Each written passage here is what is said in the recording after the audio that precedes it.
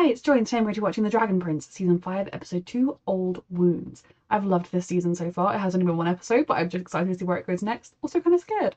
A reminder that you can find the unedited version of this reaction on my Patreon 2 weeks in advance, the edited version 1 week in advance, and let's go! Off to Zadia we go. Remember what a huge concept that trip was in the first season? Is full of potential. Couldn't decide whether to call them pastry rings or whole cakes, donuts, sweets or sugar wheels. Doios. Every day that goes by, I get closer to losing the only family I have left. You wouldn't have had Soren forever. You threw Soren away. I won't let you down. He's dreaming of falling, seeing his life pass before his eyes. All his mistakes. Every step I took because I had to. Tell yourself that if you have to. It's not fair you have to struggle through this alone. You deserve time to do kid stuff. If you spend all your time Look doing at adult stuff Soren. now, you'll grow up weird. Like your brother and Rayla. I don't have time to do kid things of the dragons. I love Soren for caring about his childhood. We covered a lot of distance today. Ezrin does deserve to have as much of a childhood as he can. Everyone needs rest, including you. My most eager student returns. Interesting. I had no choice. Sure. I did what I had to do. No Keep telling choice. yourself that. You made the choice you've always made. The one that gives you power. You're wrong. Imagine if Viren comes out of this actually wanting to do different. Family, however Sure. dangerous, however vile. Yeah, that's why you've pushed so much of your family away. I'm so intrigued by Viren's visions. Normally Viren is the plotline that I'm like, fine, it's important to the plot and I do want to know what happens, but whereas now I'm like, what happened? Here we are, Crossing it together. Maybe you're right. It's an old wound. Yeah, It's healing. exactly. Oh, they're so sweet. Oh, it really is healing. Oh my god, what is happening?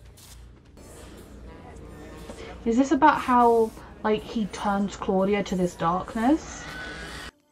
Humans use it to navigate, you know, to find their way in the endless darkness of the night. What's happening? Callum, I'm glad we can be here together, looking at the stars. Oh, they're so cute. They make my heart ache. We can't stop moving or my father will die. Claudia, I'm begging you. You have to sleep. Listen to Terry, silly girl. Unless you can invent a way. Still, no idea why you're saying that, but better. So what did he say? Shame. He is saying blood of child. Better. That's what it sounded like. I just really hoped it wasn't blood of child. Or does Viren need the blood of his child to survive? Because he keeps hearing a baby cry. Yep. I still want to know what the baby crying means. Viren. I owe you an apology, Viren. The night they came for me, I was cruel to you. He was. You're not a servant to me. You are a brother. You're my family. Would do anything for my family.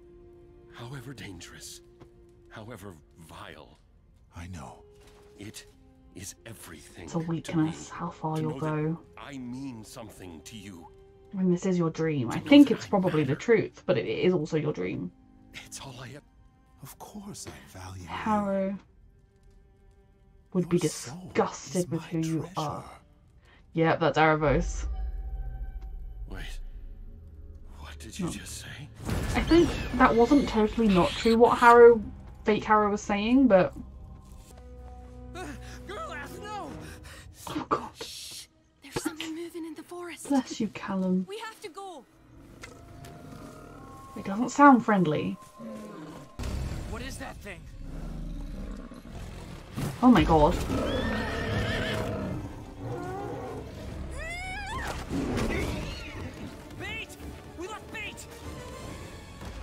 oh my god, Bait. Bait, go back for Bait. Right now, you're going back for Bait, or I'm disowning you both. Oh, this is awful. This is the worst thing I've ever seen in my life. It's gonna be okay, baby boy. Oh.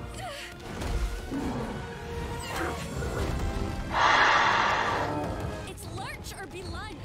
Well, it's nighttime, so we'd more likely be dinner. Oh, Callum. Take the reins. Using the bow. Oh good, little Doody Dude is here. Special? What does it do? No idea. I am slightly scared of her little friend. Like, I think it's much more powerful than any of us know.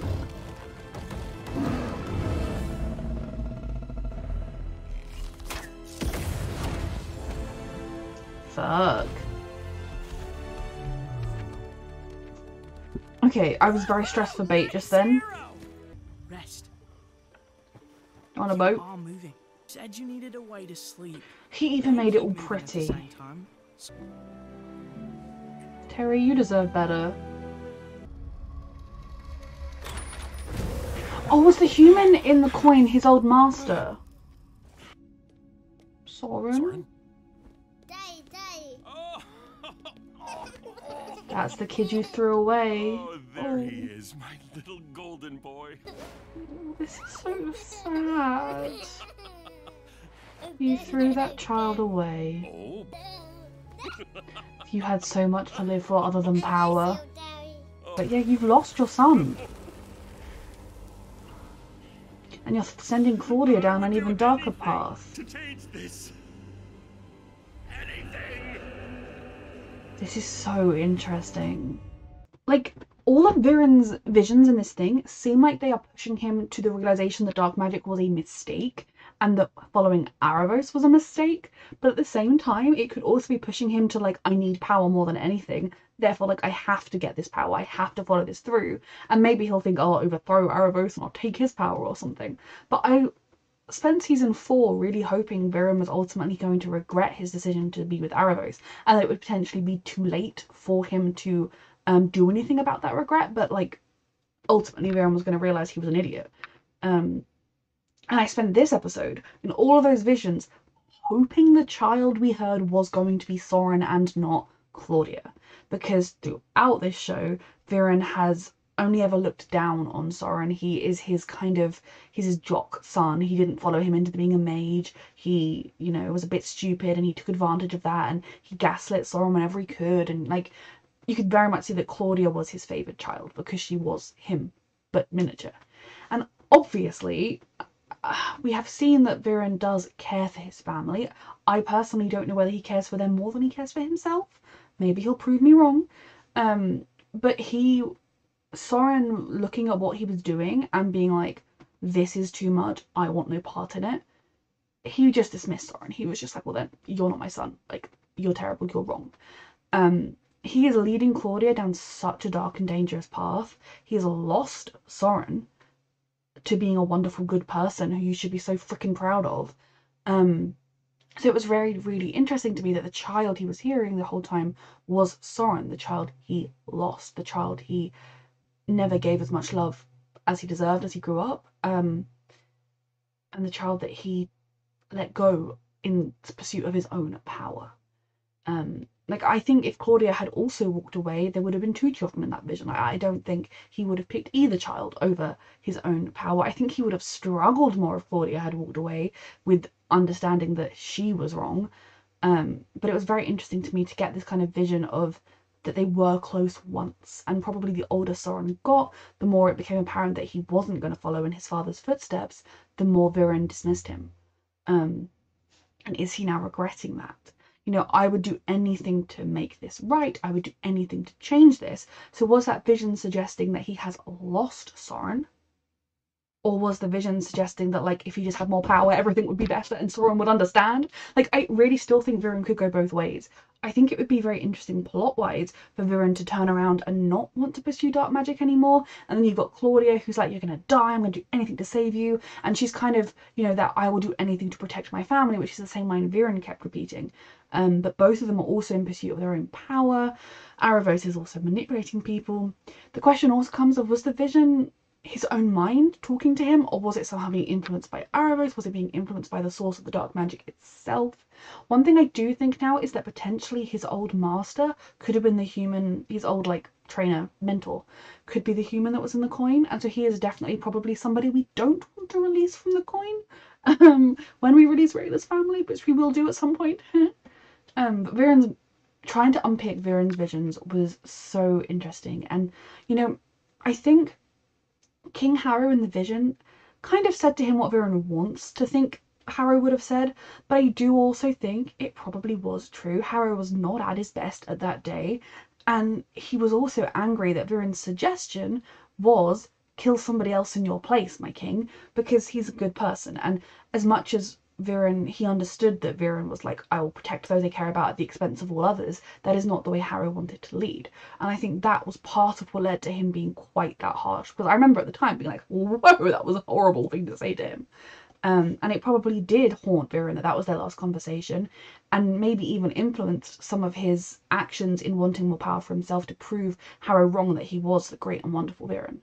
But I think had Harrow survived, there would have been an apology. There would have been more of a, I was just struggling and I just couldn't deal with what was happening, rather than, yeah, I hate you. And it shows you just how strong, because in season 1, I genuinely was like, oh, so Viren never cared about Harrow because how quickly he's like, I'll kill his sons, ha ha ha ha ha. Like, it just seemed like such a stretch. But I think it also shows you that Viren's vision of who his family and who he cares about, it doesn't really extend to caring about what they themselves would want.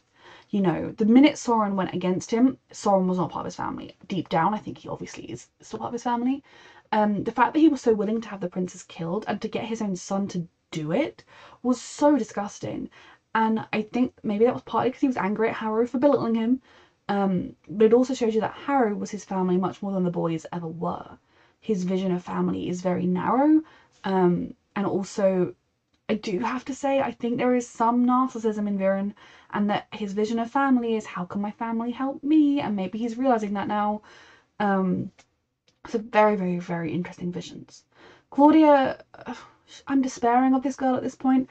Like, I do understand, here she is now. She wants to protect and save her father. And Erebos is saying to her, free me and I'll save your dad and you'll get your dad back. Part of me thinks that's entirely a lie, and Erebos is just manipulating her because of course he is. I also think that if he senses that Viren is maybe not on his team anymore, he will not be doing anything to help Viren, regardless of any promises he's made.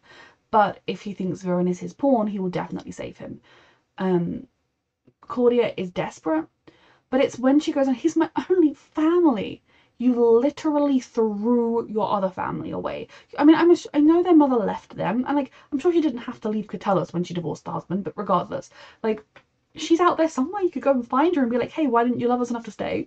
Soren wanted you to go with him. He did not walk away from you, he walked away from your father and the monsters you could so clearly see he was creating and wanted to do to Soren. Your father had so lost himself by the end of season 3, and yet Claudia was his right-hand woman, trying to save him now, but still following the same person that did that to him.